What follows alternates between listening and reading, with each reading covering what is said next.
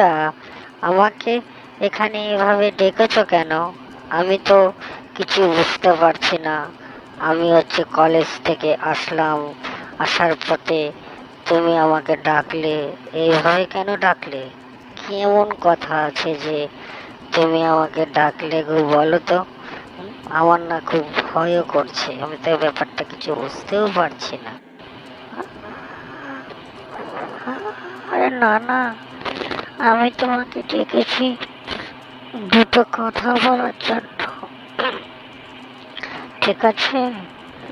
কিন্তু তোমার সঙ্গে তো আমার কোনো দেখাই হয় না, তাই আমি আমার ঘরে ডেকে এনেছি দুটো কথা বলবো বলে। কেন? আমাকে কি তোমার বিশ্বাস হচ্ছে না? সত্যি ভালো লাগছিল না জন্যই আমি তোমাকে এইভাবে ডেকে এনে এখানে কথা বলার জন্য এসেছি। কেমন আছো তুমি? আরে ধুর, এমন বলো না, ঠিক আছে? আমার কিন্তু খুব রাগ হয়ে যাচ্ছে, বুঝতে পেরেছো? তুমি আমার সঙ্গে এভাবে মজা করো না, আমি কিন্তু খুব রেগে যাবো, বলে দিচ্ছি। ঠিক আছে, আমি পড়তে গিয়েছি, তুমি আমাকে ডেকে নিয়ে এসছো, ডেকে নিয়ে এসে এখন এমন বলছো কেন?